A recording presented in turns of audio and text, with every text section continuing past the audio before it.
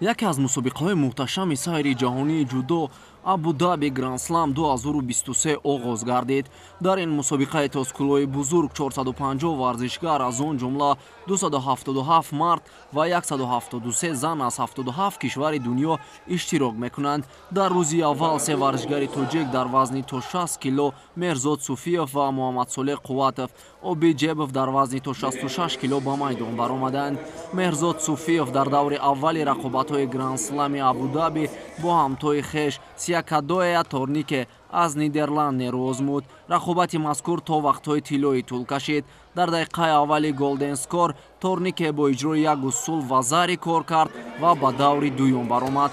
Тоскулои бузурги Абу-Даби барои варзишгари тоҷик Мерзод Суфиев хотима ёфт.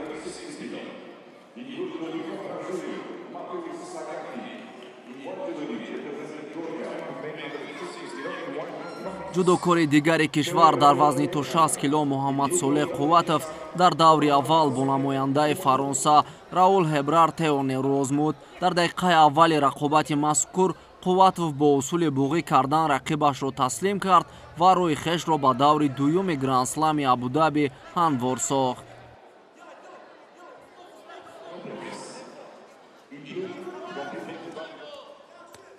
рақиби дуюми Муҳаммадсолеҳ Қувватов дар Гранд Слами Абу-Даби Нурканат Серикбаев аз ҷумҳурии Қазоқистон гардид. Дар нерӯсанҷии мазкур варзишгари қазоқ бо ба даст овардани як имтиёзи вазари пирӯз гардид.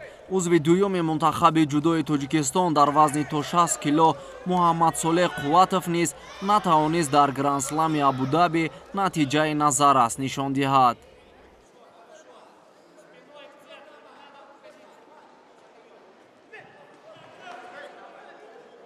ягона намояндаи Тоҷикистон дар вазни то 66 кило дар тоскулои бузурги Абу-Даби Обид Ҷебов ба ҳисоб мерафт.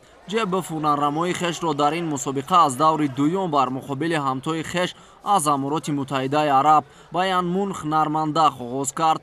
рақобат миёни варзишгарон то вақтҳои тиллоӣ идома кард. дар сонияҳои аввали вақти тиллоӣ Баян Мунх бо як партофти зебо соҳиби имтиёзи тиллоӣ ва зарӣ гардид. бо ҳамин тартиб рӯзи аввали Абу-Даби Гранд Слам 2023 оид ба ҷудо барои варзишгарони тоҷик бидуни натиҷаи назаррас хотима ёфт.